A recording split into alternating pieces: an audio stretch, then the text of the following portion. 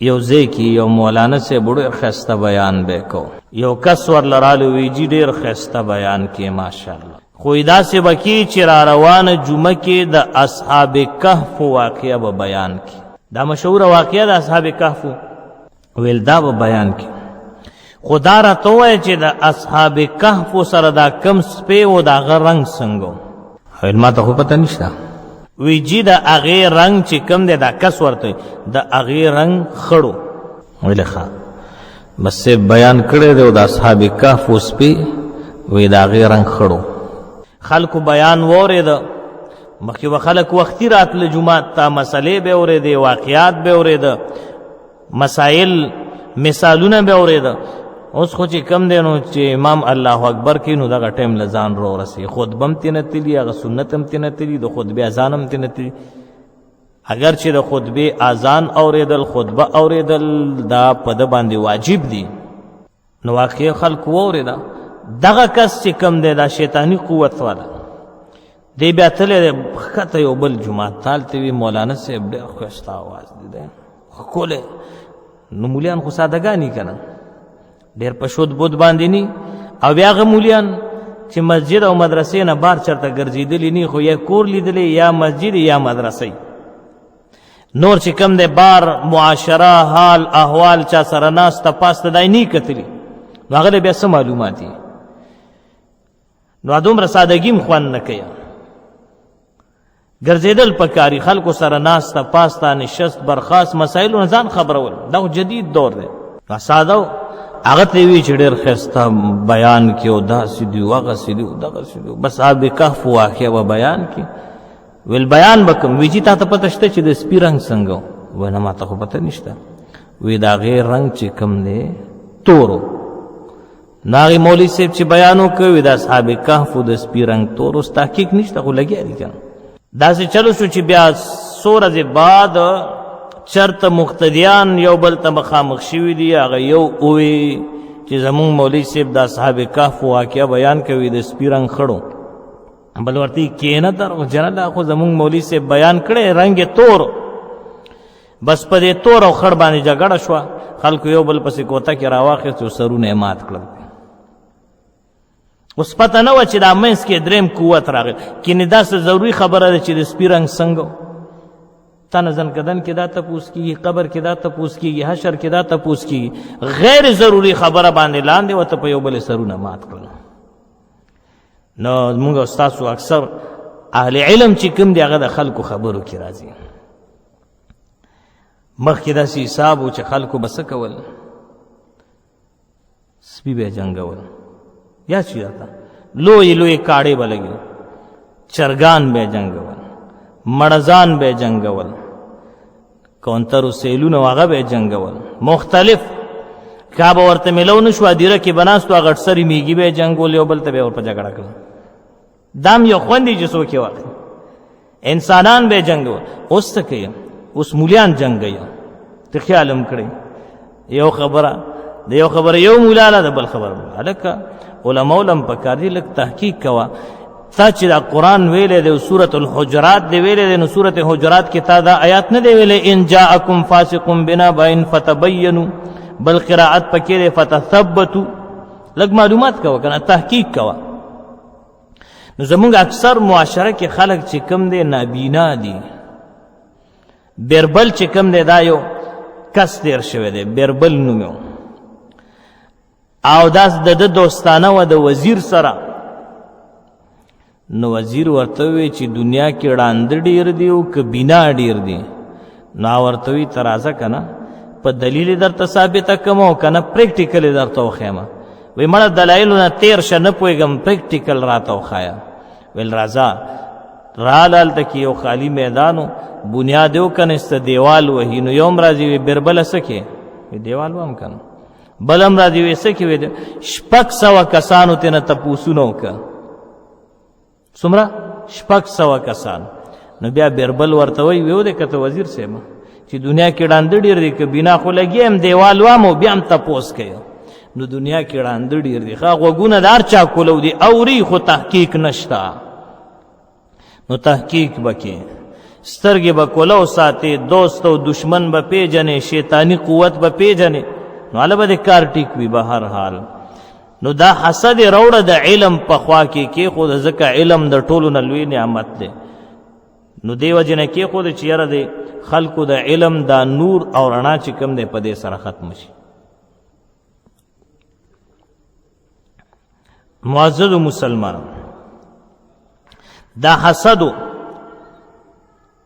په اسباب د تکبر کې نهم نمبر سببو، بل متکبرینو ته الله پاک څلور قسمه سزا ورکړې ده، او انسان او د کائنات هم د څلورو څیزونو نه جوړ شوی دی. هغې ته عناصر اربعه وایي. اوس خو صرف زه اجمالا ویم، تفصیلا بیا چرته انشاءالله ټیم رالو اوبه وایو که زندگی وه. یو ته آگ اور ویلی کیږي، اردو کې ورته آگ وایه.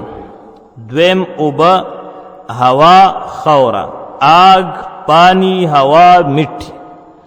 دا عناصر اربعه دي. کائنات هم د دې نه جوړ دی، انسان هم د دې نه جوړ دی. څنګه جوړ دی بیا به وایو، خو صرف چې دومره تا ته یادي د دې څلورو اجزاو نه الله پاک دا دنیا جوړه کړې ده.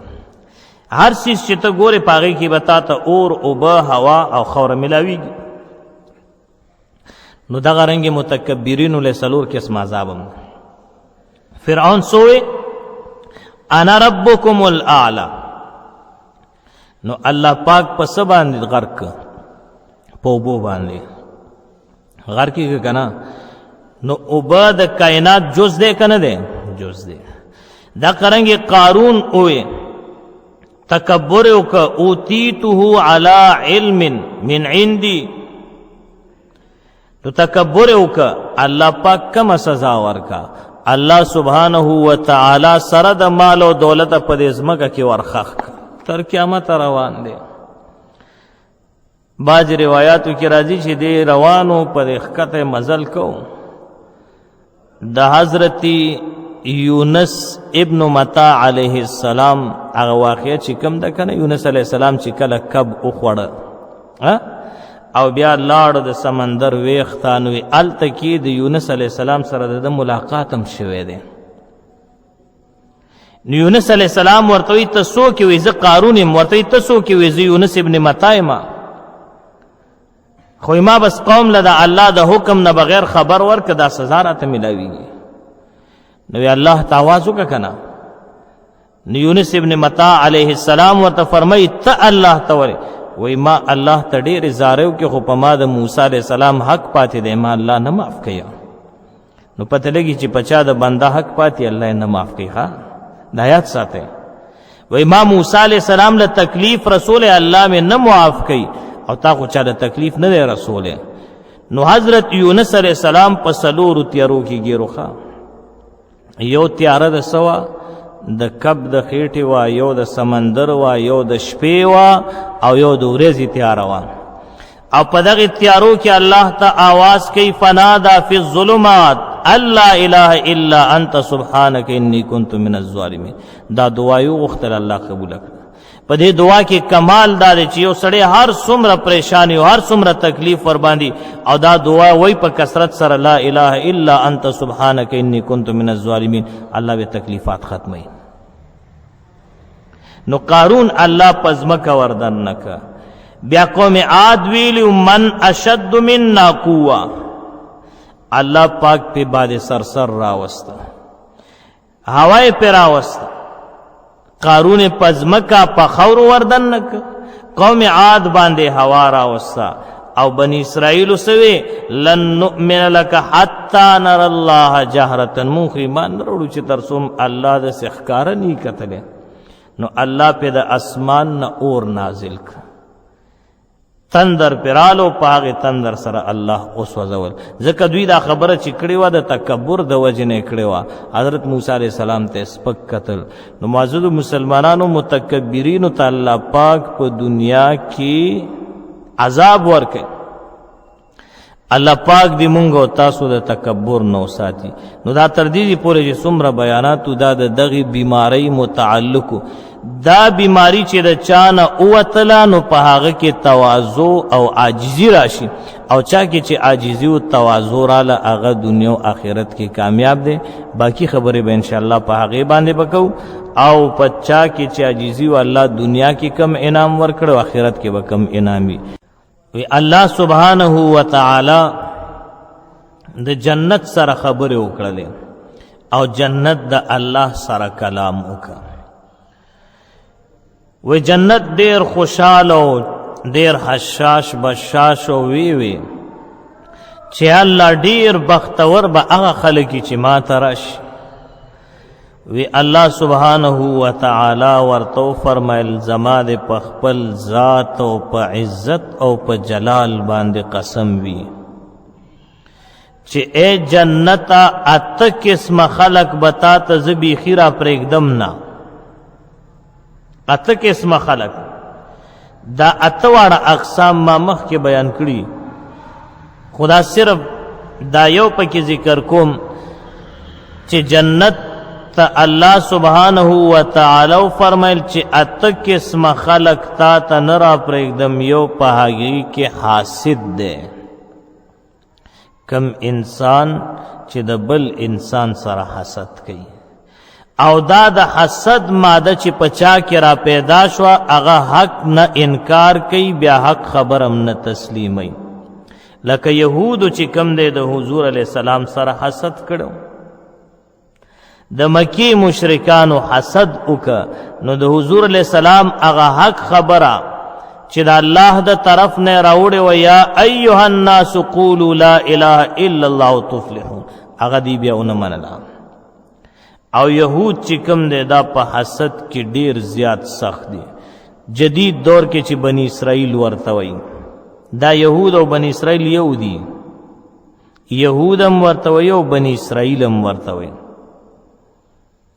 او دا انتہائی خطرناک خلق دی، مردار او بیکار او په حسد کې چې کم دی انتہا ته رسیدلی. درې ډلې دي، یو یهود، دویم قادیانان او دریم شیعگان. دا د ټولو نه زیات حسد په دې خلکو کې موجود دی. او کم خلق چې د دې درو ډلو د پاره کار کوي نو ورپسې زیات حسد پاغی کې دی. بیا نو حسد چې چا کی وی الله وی زه جنت ته نه پرېږدم، د زړه ګنده دی. اوس دا به ختمیږي څنګه؟ چا سره دی چې په زړه کې حسد وو نو هغه سره اخلاق خسته استعمال او دویم دا چې چا سره د پزړه کې حسد وو نو د خپل طرف نه دسه گیفت او هدیه او تحفه ورل ورکوا، نو دې سره بستا دا حسد ختمیږي. بیا او دریم دا چې داغه د پاره دعاګانې غواړه په شیشه نو حسد به ختمیږي. بیا ورنه بل علاج نشته.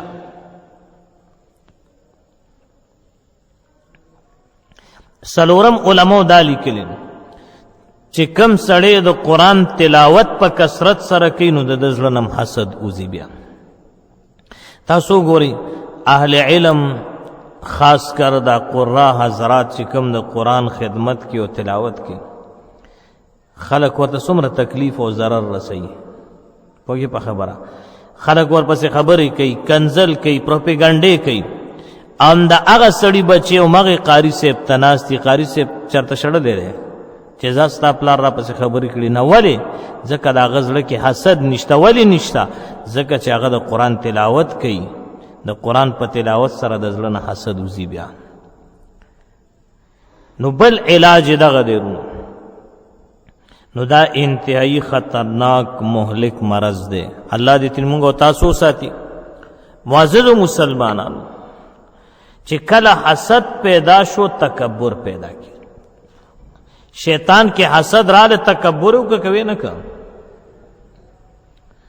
دغه ټیم کې شیطان څو ګناهونه کړی دي. دا اول ځل یو تکبر یو حسد او بل د الله د خبر نه انکار کولو، بل آدم علیہ السلام تسپک قتل، بل چې کم دی آدم علیہ السلام او بی بی حوا ته په دروغ قسمونه وکړل.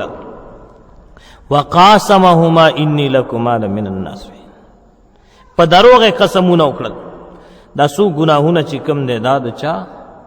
دا د شیطان ایجاد و. اوس ډېر خلک هم هغې پسې روان دي د شیطان په نقش قدم باندې. څوک د شیطان مریدان دي او څوک یې شاګردان دي. الله دې مونږ او تاسو ترې وساتي. امام غزالی رحمه الله لیکي چې دا دنیا ډېره ښایسته وه، امن و امان پکې و، جنگ جګړې نه وې. دا شیطان وي داسې لږ پورته شوی او بره دې فضا ته د چې بره نه وکته چې د لاندې دنیا کې خو مینه ده، محبت دی، خلوص دی، دا دي دا دي. نو یې د یو کار وکړه، یو څلور څیزونه یې راوړه او هغه د څلورو څیزونو په خوا کې کېښوده. د څلورو څیزونو په خوا کې کېښوده چې هغه یې کېښوده. نو ړومبی چې کوم دی د څه راوړه؟ دوکه یې راوړله. دوکه یې د تجارت په خوا کې کېښوده. دې باندې به انشاءالله تفصیلي بیان کوو. بیا دوکه د تجارت په خوا کې کېښوده. دا قرنګې چې کوم دی ظلم یې راوړه د عدل په خوا کې. پوهېږې په خبره؟ او حسد یې راوړه د علم په خوا کې کېښوده. او مکر او فریب یې راوړه زنانو ته حواله کړه. نو حسد چې کوم دی دا ګوره دومره خطرناکه بیماری ده چې دی د علم په خوا کې کېښوده. نو زه خفه کېږې مرونو څه ناڅه دغه بیماري چې کوم دی زمونږه هغه چې ځان ته دینداره خلک وي، اهل علم وي، هغوی کې هم شته بیا چې د یو بل هغه دغه نشي عزت او قدر او وقار نشي برداشت کولی. خفه کېږو به نه، دا د اصلاح په طور باندې دی. نو په کار دا ده چې اهل علم چې د علم خاوندان دي، دینداره خلک دي، چې هغوی هم د ځان نه دا بیماري لري کړي. کنې تا به یو صحیح مسله کړي، د قرآن او د شریعت مطابق مسله به خو مخکې صاحب له چو رسېږي چې دا مسله ټیک نه ده کړې. دا ولې وایي؟ دا د حسد په بنیاد باندې وایي، د حسد په بنیاد باندې. نو هغې نه بیا وروسته لانجه جوړه شي. پوهېږې په خبره؟ او بل زمونږ د اهل علمو ترمنځ چې کوم دی بیا دریم خلک، یو دریم قوت دی، هغه هم کار کوي چې هغه شیطانی قوت دی.